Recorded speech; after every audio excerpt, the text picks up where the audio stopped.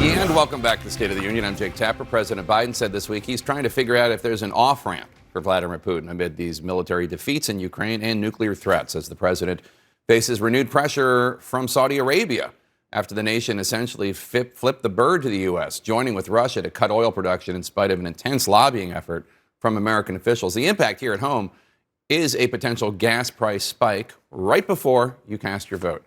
Joining me now is Democratic Senator Chris Murphy. He's a member of the Senate Foreign Relations Committee. So, Senator, lots to talk about. So, President Biden made some stunning comments at this New York fundraiser about the potential for Armageddon. But take a listen to three of the highest-ranking U.S. officials earlier as their views about Russia using a nuclear weapon.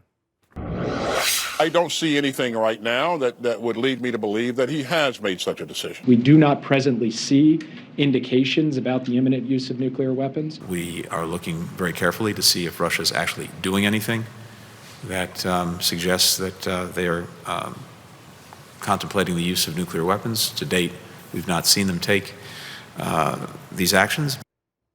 So what's President Biden talking about? Do you see Armageddon as a real possibility? Well, I think the president is right to raise the risk of nuclear conflict because Vladimir Putin is increasingly getting pushed into a corner. This war is going incredibly badly for him. The mobilization that he has undertaken has backfired. This morning, you see scenes of hundreds of Russian troops essentially refusing to go into training into the front. So, this is a dangerous man, and the United States has to be ready for Putin to use a tactical nuclear weapon. I agree. I don't think there's any sign that he is going to do that imminently, and it's important for us to send signals about what the consequences would be should he make that choice. But I think Joe Biden is right to just, get this country ready for the fact that you are dealing with an incredibly dangerous human being in Russia. The war is going badly, and you just can't predict what he's going to do next. Somebody I know who has ties to the Ukrainian government expressed concern to me that President Biden might be playing into Putin's hands by escalating the rhetoric.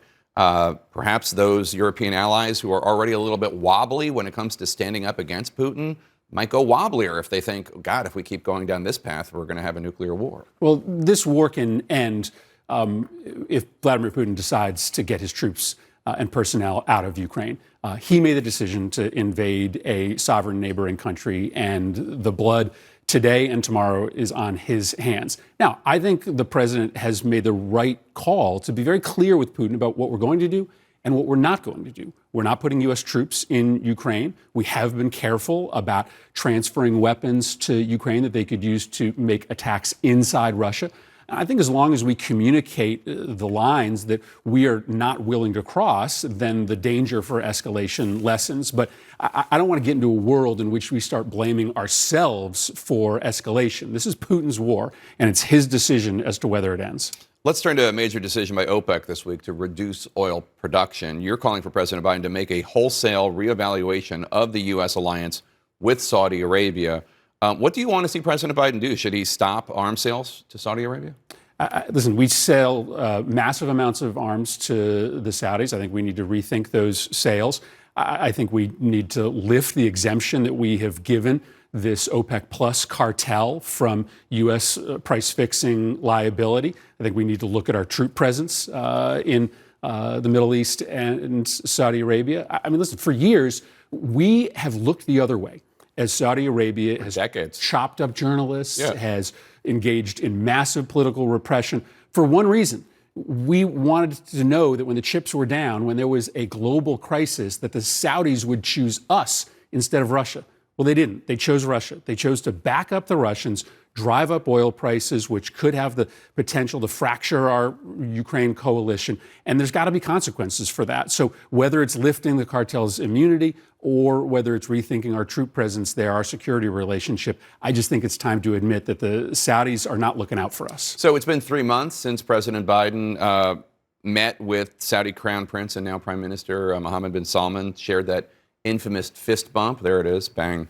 The president's still defending that meeting this week, saying it wasn't just about oil, it's about a whole bunch of other things. But given this week's decision by OPEC, what do you think? Did President Biden get played? Listen, I don't have any problem with American presidents meeting with our friends or adversaries. I think it's clear that right now the relationship is broken, but it's been broken under Democratic presidents and Republican presidents. So I'm never going to criticize an American president for meeting with another leader, it's clear that we didn't get as much as we needed to out of that meeting between the United States and the Saudis. But didn't he give MBS legitimacy, and hasn't MBS since that meeting behaved in almost every single way exactly the opposite way the U.S. would want him to? I mean, on human rights, on OPEC, on everything. Well, again, I think we do have important equities with the Saudis. I think it's kind of naive to think that we shouldn't be talking to them, but we can remove any hint of legitimacy that that meeting gives them by taking action right now, by deciding to downgrade our security relationship, by removing their liability. There are steps that we can take to make it clear to the Saudis that we are that there's going to be a price to be paid if you take our weapons, if you accept the moral cover that we give you for your human rights crimes, and then you get in bed with the Russians on oil production. So another reason that the U.S. has been aligned with the Saudis is because the Saudis are enemies of Iran, another evil regime, and violent clashes between human rights protesters in Iran and security forces there continue this weekend. 4 more civilians were killed yesterday, bringing the total number of people killed to 185, according to a human rights group. It's probably much more than that.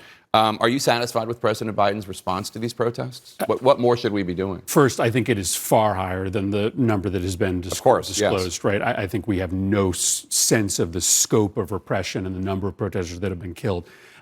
Yes, I think the president's taken the right steps. So the president has sanctioned a vast swath of Iranian leaders who have been leading this repression. He is working to try to make sure that communications are restored.